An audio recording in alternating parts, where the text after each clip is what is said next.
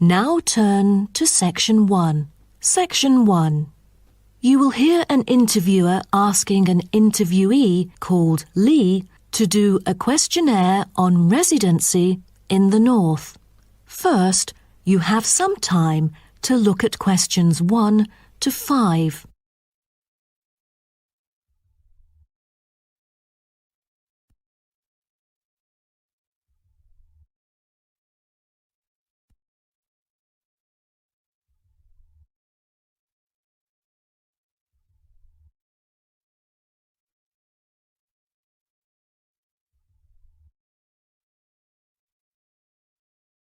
You will see that there is an example which has been done for you. On this occasion only, the conversation relating to this will be played first. Excuse me? Yes? I was wondering if you could spare a few minutes to do a questionnaire on your residency here in the North. It won't take long. No, that's fine. Lovely. First of all, may I get some information about yourself? Okay.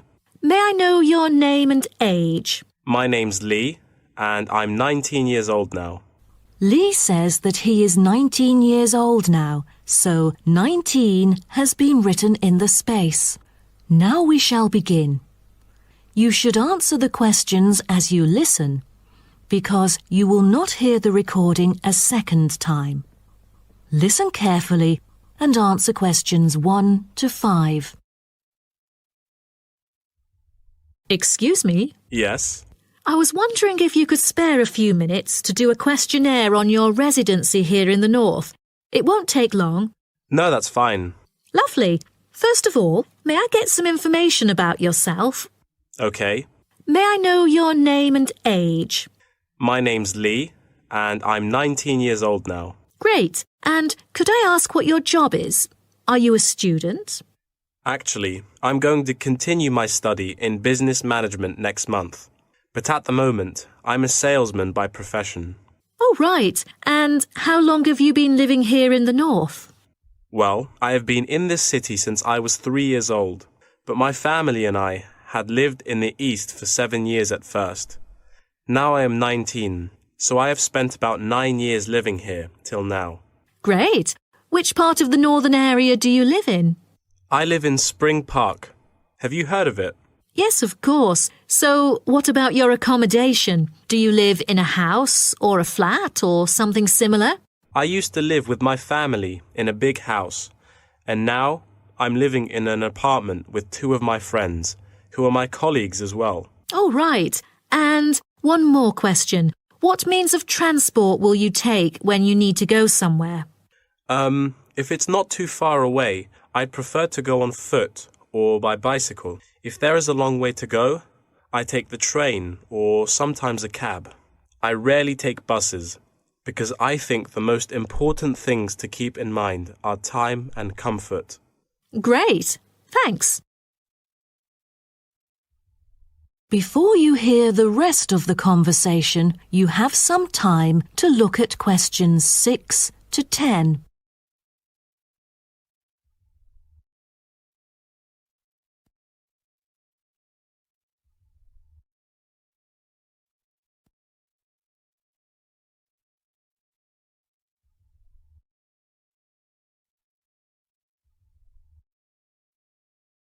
Now listen and answer questions 6 to 10.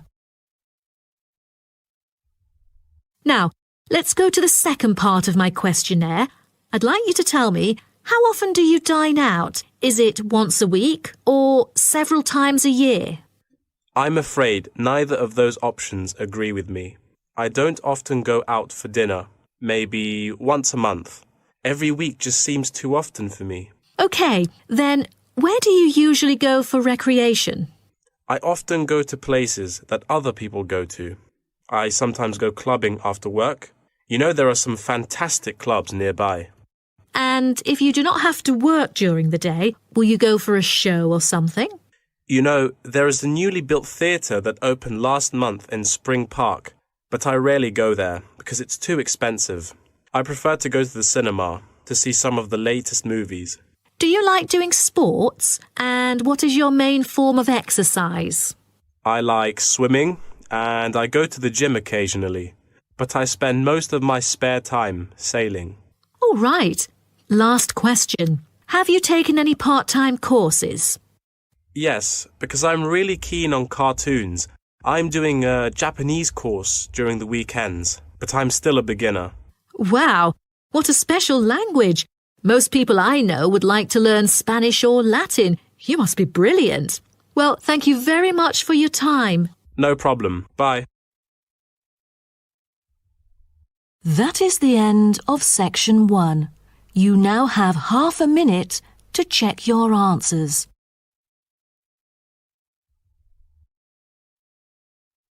Section 2. Section 2. You'll hear a talk about tourism in the mining community. First, you have some time to look at questions 11 to 15.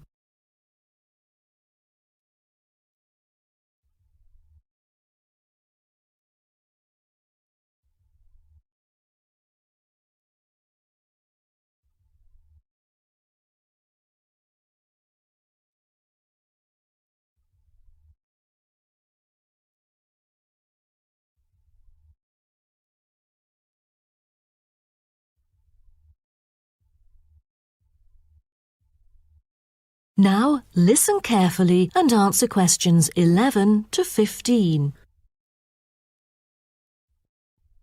Hello, I'm delighted to welcome you to our mining community and very pleased that you're interested in the ores and pits of this area. I think you'll be pleasantly surprised with your special experience here.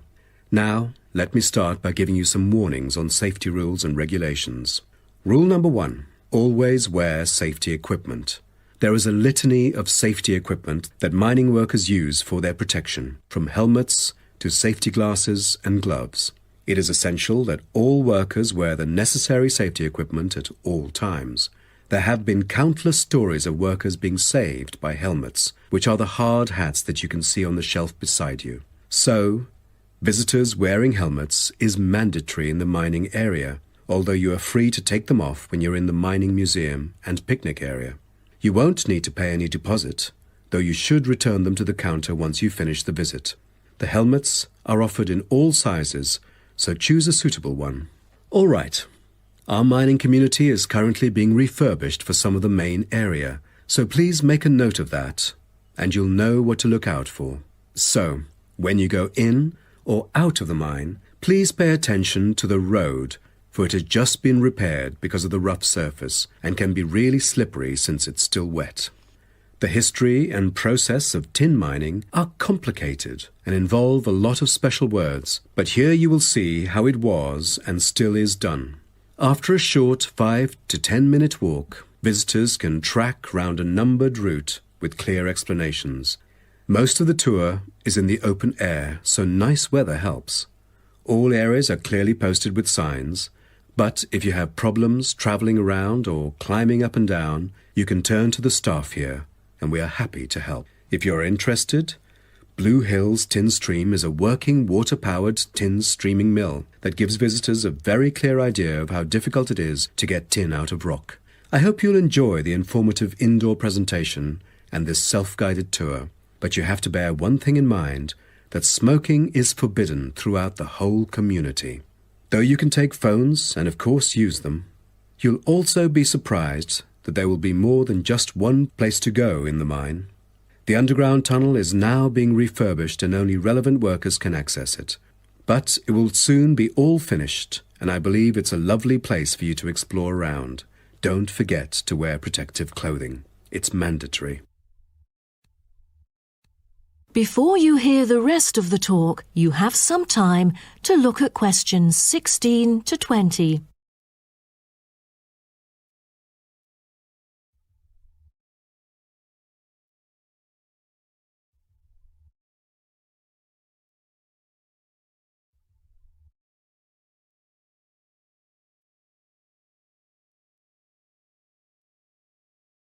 Now listen and answer questions 16 to 20. Now, let's start by seeing where you can go. As you can see on our map in the brochure I've given you, we are here at the reception block. We have a famous mill which is used for making and processing materials such as steel and coal. To visit it, just go straight ahead, north, along the path in front of you, and you'll find it at the end of the path. Now, towards the east, go along the path from our starting point. Turn left to the corner and then turn right. There is a car park at the east end of the lane. To the west, there is a museum. Past the shop, around the crossroads, and it is just located at the west end of the road. And by the way, the shop is specialized in selling a variety of ore-related souvenirs, including key rings, postcards, tin-made Lewis chessmen, and even Roman soldiers which are made from beautiful pyrite. If you are interested in the laboratory where scientific experiments, analyses and research are carried out, it is situated at the southern part of the park, opposite the shop. I bet you'll be happy to hear that this laboratory is also used for gold and crystal refinement. So don't miss this one for the sake of it. I assume by this time you'll all need some rest and refreshment. So we have an excellent cafe which caters for delicious food and beverages at the other side of the road next to the shop. Of course, if you want to spend some time in the fresh air, we have a perfect picnic area which is just right and northeast of the reception block.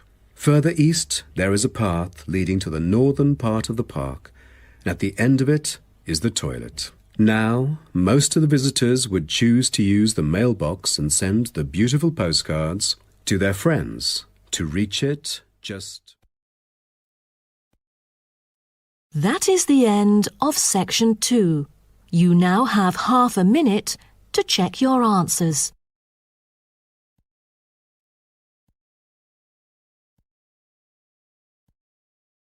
You will hear two students called Karen and Dave discussing the assignment for their biology class.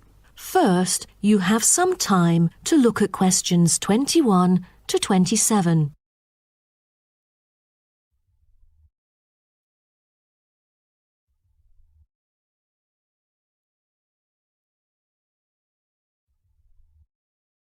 Listen carefully and answer questions 21 to 27. Hi, Dave. As you know, I've asked you to come here today to discuss the assignment for our biology class. We must decide what we should do about this very important research work. The whale survey. Yeah, I was also hoping to share some ideas with you. So let's start. OK, I've dug into some journal articles to see what sort of questions we should consider. Most of them include watching time and strongly urge it to be the top concern. What do you say? Yeah, the watching time should be carefully chosen, since I've heard a lot of unnecessary failures concerning picking the wrong time when it all went stormy and murky, and then nothing was seen during the whole field trip. I mean, they could have avoided that easily. Right. Then we should also pay close attention to the sea's surface because no one wants to encounter the failures you just mentioned. I think we'd better hope for the best, that it will be calm, with no choppy status. What about the weather conditions? That definitely should be taken into account, as it correlates with all the former factors. Most important of all, as a sighting is made, position and environmental parameters are recorded on standardized sighting pro formats, including time, visibility, position of the ship, using a global positioning system, wind speed, and wind direction. Shouldn't there be a set limit for the visibility level, say 50 meters? Cetaceans are really sensitive to sound. They are able to know that something's coming after them, so they would hide in order to avoid possible danger. So let's make it 100 meters, shall we? Yeah, that might be better. Oh, in that case, we'd also need to pay attention to the appearance of the fishing boats, for all the noise that they would make. That's right. Although observations were regularly made, we know very little about whale vocalization and how they use sound in their behavioral and social interactions. So to understand marine mammals' social interactions, we'll need to use passive acoustic recordings to track and assess the individual behaviors of whales, as well as to identify their appearance. OK, then what about scales? Oh, for each sighting, the number of animals should be counted. The group size, I mean. Also, we need to identify the species, possible age, and sex of the individuals. Before you hear the rest of the talk, you have some time to look at questions 28 to 30.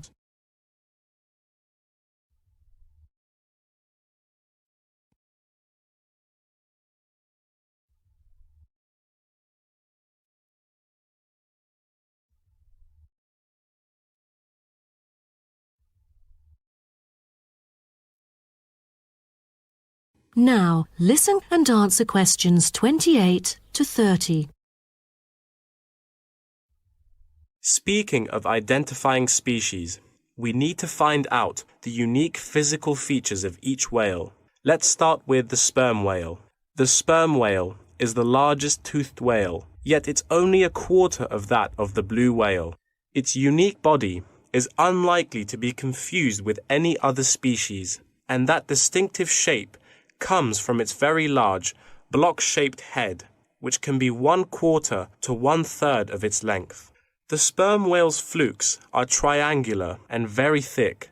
It has a series of little bumps on the back of its fluke instead of having a dorsal fin. The largest bump is called the hump by whalers and can be mistaken for a dorsal fin because of its shape and size. Then there is the northern right whale.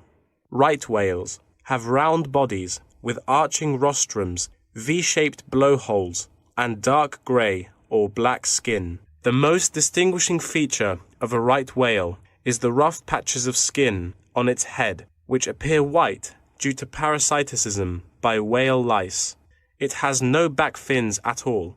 The blue whale's body can be various shades of bluish-grey dorsally and somewhat lighter underneath. It has a long, tapering body that appears stretched in comparison to the stockier build of other whales. The head is flat, U-shaped, and has a prominent ridge running from the blowhole to the top of its upper lip. Lastly are the minke whales. They are the second smallest baleen whale. The minke whale is black, grey or purple in colour. Common minke whales are distinguished from other whales by a white band they have on each flipper. Their long back and tiny dorsal fin, 2/3 of the way down their back, is quite distinctive. That is the end of section 3. You now have half a minute to check your answers. Now turn to section 4. Section 4. You will hear part of a lecture about the biography of Samuel Cunard and his shipping company. First, you have some time to look at questions 31 to 40.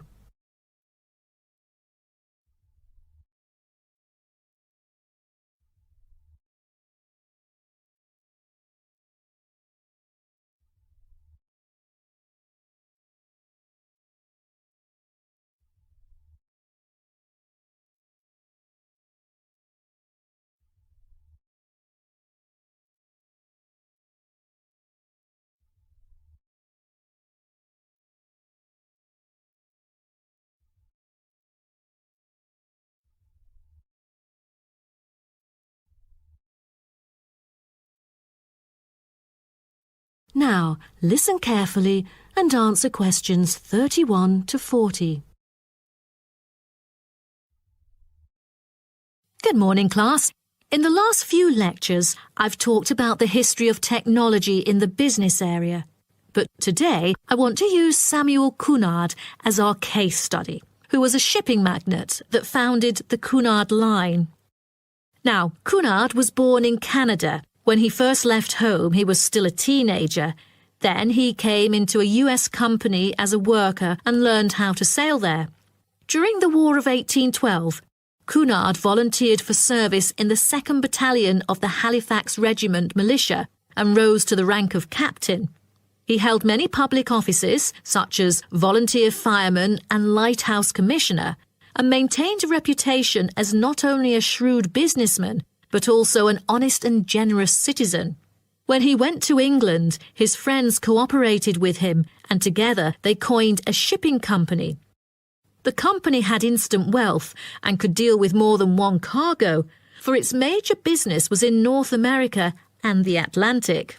From then onwards, Cunard became a highly successful entrepreneur in British shipping and one of a group of 12 individuals who dominated the affairs of England. In 1838, the British government, impressed by the advantages of steam sailing for making regular passages, invited tenders to carry the transatlantic mails by steamer.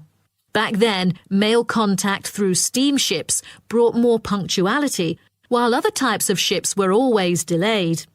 The journey times were flexible, with a transatlantic crossing lasting for 6 weeks and with no fixed times of departure or arrival. So it was never known when the mail would arrive, or, since so many sailing ships foundered, whether it would arrive at all. What Cunard wanted, in line with the thrusting new technology of the Victorian age, was a maritime extension of the brand, new timetabled railways on land. Cunard's experience in steamship operation, with observations of the growing railway network in England, encouraged him to explore the creation of a transatlantic fleet of steamships, which would cross the ocean as regularly as trains crossed land, and that's why he went to the United Kingdom seeking investors in 1837.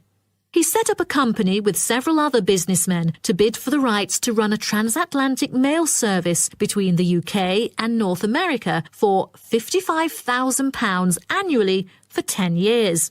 The bid was successful. Almost at the same time, Cunard cooperated with an English businessman and established the British and North American Royal Mail Steam Packet Company, the ancestor of the Cunard line. In 1840, the company's first steamship sailed from Liverpool to Boston, Massachusetts, with Cunard and 63 other passengers on board, marking the beginning of regular passenger and cargo service. Establishing a long, unblemished reputation for speed and safety, Cunard's company made ocean liners a success in the face of many potential rivals who lost ships and fortunes. Cunard's ships proved successful, and he then opened many branches. But the high costs saddled Cunard with heavy debts by 1842, so some of them went bankrupt. But what Cunard needed then was a port. After a lot of consideration, he finally opted for Boston because he was very familiar with this city where he had once worked it. Fortunately, by 1843, Cunard's ships were earning enough to pay off his debts and begin issuing modest but growing dividends. But the city did more than give Cunard silverware. Winters can be tough here in Boston. For example, in the year of 1844, one ship sank because of the winter freeze. The ship hit icebergs and caused a heavy loss to the company. Then, the board recommended the company to move to New York, and it was a huge success, and then became one of the biggest US shipping companies.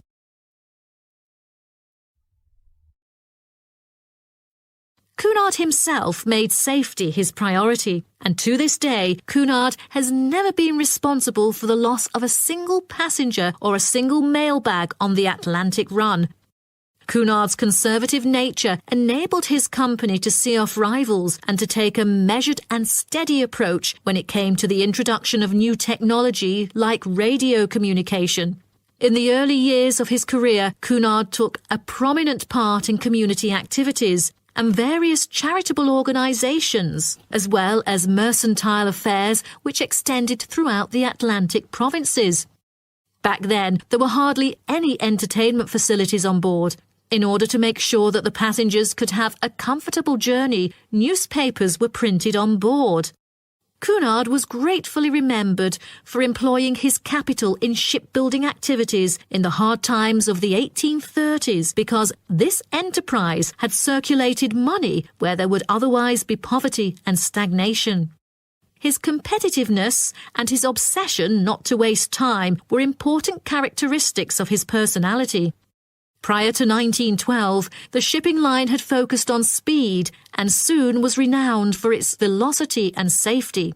Although early in life Cunard was imperious, he learned diplomacy and became a skillful and persuasive negotiator. His contemporaries admired him for the contribution to transatlantic communication by the line popularly called by his name. After that, for affluent transatlantic passengers, Cunard brought new levels of luxury to ocean travel. Lavish suites, a swimming pool, gymnasium, ballroom, electricity, and more, just like that of luxurious hotels. Okay, so does anyone have any... That is the end of section 4.